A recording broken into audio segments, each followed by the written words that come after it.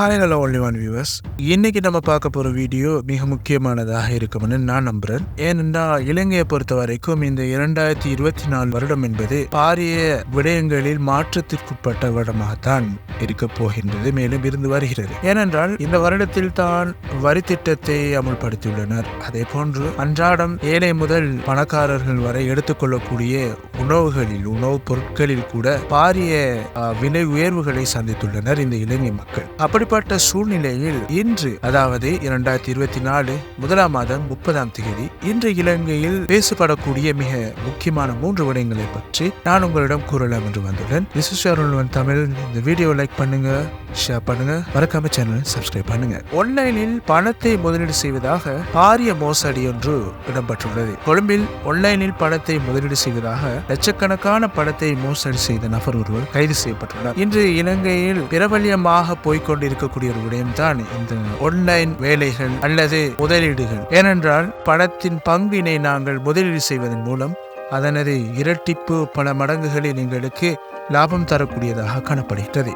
இதனால் பல ஊர்களைச் சேர்ந்த மக்கள், ஏன் மாணவர்கள் கூட வாரான ஆன்லைன் முதலீடுகளில் ஈடுபட்டு வருகிறது. மிக முக்கியமான ஒரு விடயம்தான். அப்படித்தான் நேற்று மாலை வங்கி கணக்கில் பணத்தை வைப்பிட்டு மோசடி செய்த குற்றச்செயல் தொடர்பில் கொழும்பு குற்றத்தடுப்பு பிரிவுக்கு முறைப்பாடு கிடைத்துள்ளது. இதன் அடிப்படையில் மேற்கொள்ளப்பட்ட விசாரணைக்கு அமைய மோசடி செய்த நபர் கைது செய்யப்பட்டிருக்கிறார்.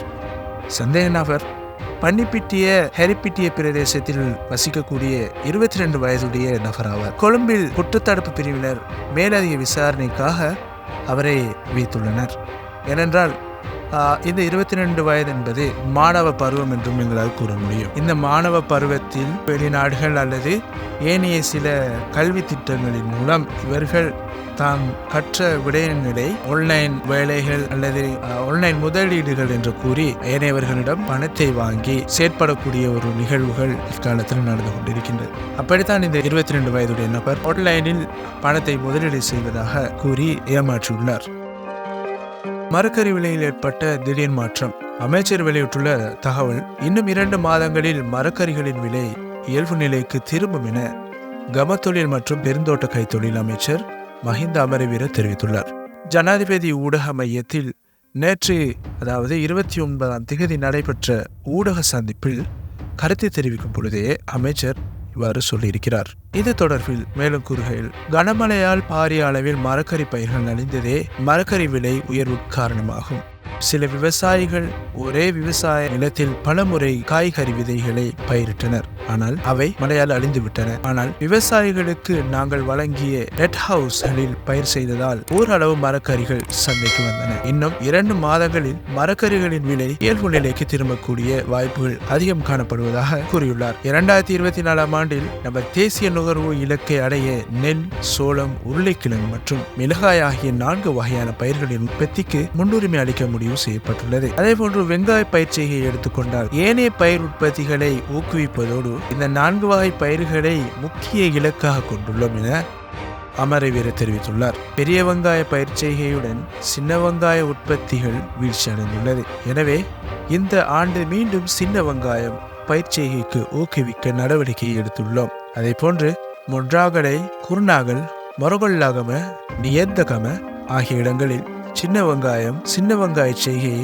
பிரபலப்படுத்த தீர்மானித்துள்ளோம் என தெரிவித்துள்ளார்.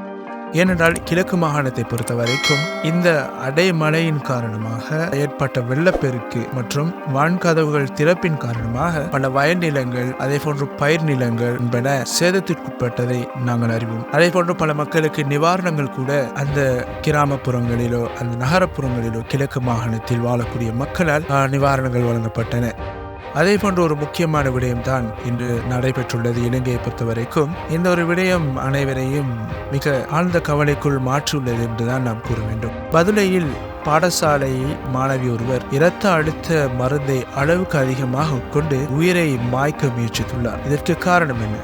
இன்னும் இலங்கையை மட்டுமின்றி பல நாடுகளில் இவ்வாறான சம்பவங்கள் அடிக்கடி நிகழ்ந்து கொண்டுதான் இருக்கின்றது. ஏனென்றால் குடும்ப பிரச்சனைகள், தனிப்பட்ட பிரச்சனைகளின் காரணமாக தனது உயிர்களை தாமே மாய்த்துக் கொள்ளக்கூடிய விடயங்கள் அதிகம் நிகழ்ந்து கொண்டிருக்கின்றது.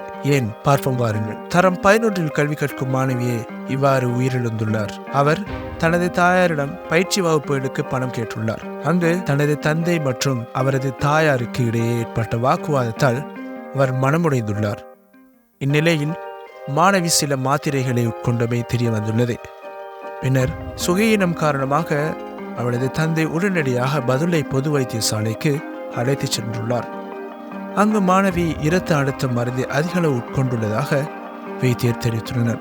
இதன் காரணமாக அந்த 11ஆம் தரத்தில் கல்வி கற்கும் அந்த மாணவி தனது உயிரை மாய்த்து கொண்ட சம்பவம் இலங்கை மக்களை மிக சோகத்திற்குள்ளாக்கியுள்ளது என்றுதான் குறிப்பிட வேண்டும். இது போன்ற இலங்கை சம்பந்தப்பட்ட மற்றும் இந்தியா இன்னும் ஏனைய நாடுகளில் நடந்து கொண்டிருக்கும் நடக்கப் போகும் விடயங்களை கூட எமது இந்த ஒன்லி தமிழ் சேனலில் அடிக்கடி தருவதற்கு நாங்கள் முடிவு செய்துள்ளோம். எனவே இந்த வீடியோவை மறக்காம லைக் பண்ணி சப்ஸ்கிரைப் பண்ணுங்க.